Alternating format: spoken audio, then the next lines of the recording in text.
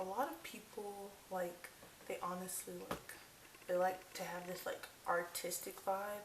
And I mean, I really never considered myself artistic, and this is why. Artistic people are into stuff like Drake relationships and American Apparel, and I'm into things like friendship bracelets and social experiments. So, yeah. Hey guys, I'm back. I'm sorry about the lighting. I'm in front of a window, but I wanted it open. But there are lines in my window, so there are lines on my face. So I really don't know what to say about that. But yeah. So today I have a topic. I have something to talk about. And to be very honest, I think honestly my topics come from me, you know, just thinking about things and just having a conversation with myself in my head and sometimes out loud. But today it's kind of like a continuation of the whole like shy Ronnie thing, and I'm gonna like give you a little story about how I got started. So yeah.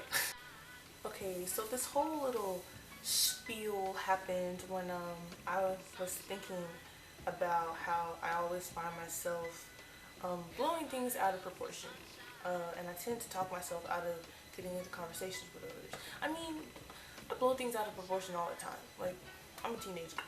So, anyways, but people often say that I am soft-spoken and very shy. That is always the reason why I don't talk to a lot of people. People seem to think. So, what I wanted to do was break this down a little bit, and we are going to define the word shy.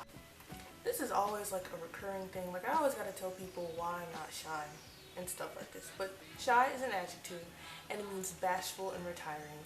And so bashful is like in a sense of you're very insecure, you don't have a lot of confidence, you get embarrassed easily. I mean, I get embarrassed easily, but that's not even part of the problem.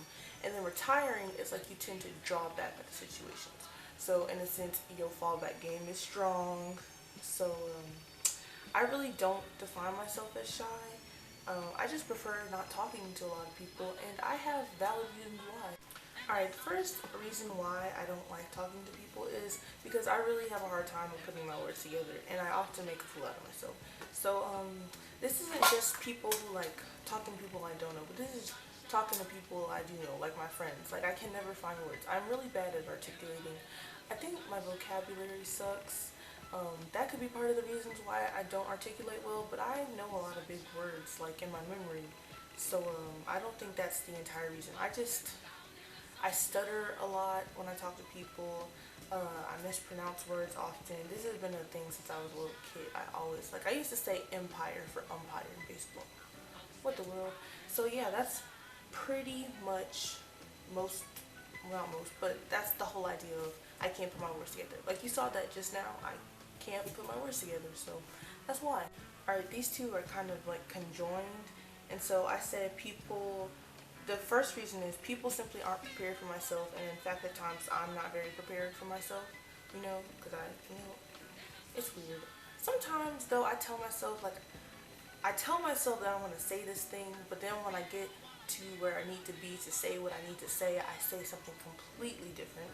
But that's one reason. And the other reason is I really don't feel a need to put an effort into getting to know someone who doesn't care to get to know myself. So I think, they're not prepared for me. So when I actually try to like, not even open up, but just kind of like stick my foot in the water, they really like, they just give this vibe. Like, it's all about the vibes, y'all. It is all about the vibes. I really, signals, like, if you send these signals where you don't want to talk to me, I'm not going to try to ruin your day. I'm not going to talk to you. And I mean, honestly, that might not be, what you're trying to say, but body language really is everything. And I respond from stuff like that. So, but yeah, if you don't take the effort to get to know me, like, I could be, like, I mean, I wouldn't call it talking, but we could be, socializing and congregating, for some time, but I would always have come up to you. I want, eventually, I mean, I get that it takes time, but, I just, if I ask you a bunch of questions and it just sounds like an interrogation, then what's the point in talking to you?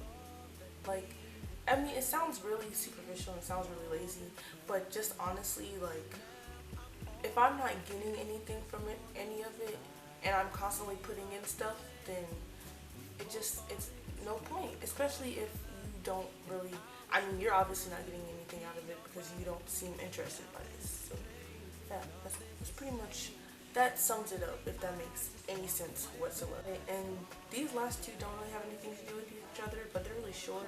So yeah, I must just say them together. So the first one is, I don't like people. It's not, it's pretty simple, I guess I wouldn't consider myself a people person. Like, I'm gonna be nice to you, and I usually respect, you have my respect unless you do something stupid to get it taken away, but it's just, I just don't like human beings, like, because just imagine what the world would be like if we treat others the way we want to be treated. It's just, I don't know, it's just my mentality. I mean, okay, I probably shouldn't have said that. You can still, like, I'm an approachable person. You can still come talk to me, but I just, just on a general, like, scale, I just don't like people. And I mean, if you're not offended by this and you feel the same way, then you get what I mean. Alright, and then the other one is, I guess I could be self-conscious, but I always have this, like, weird perturbation or, like, anxiety that something bad is going to happen. That is always why.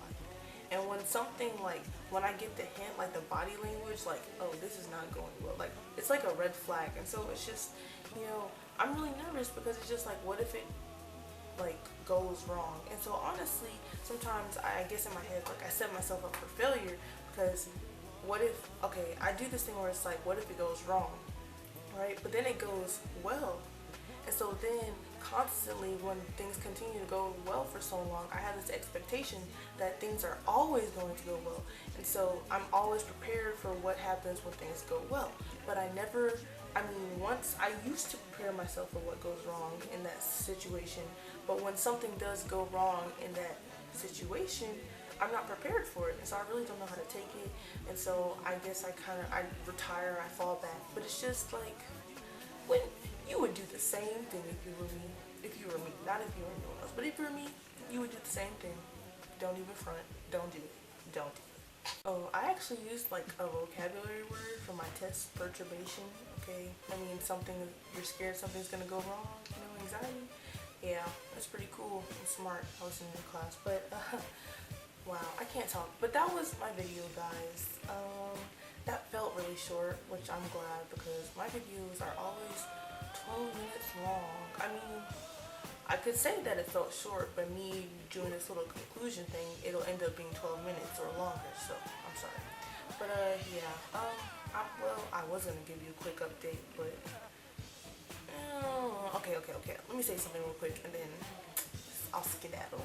Okay, so about the whole track team situation, I'm still in the track team, but I was literally, after I made that video of saying my event was the mile and the 2 mile, and after the whole intra-squad meet, the season's almost over, if you haven't guessed by now.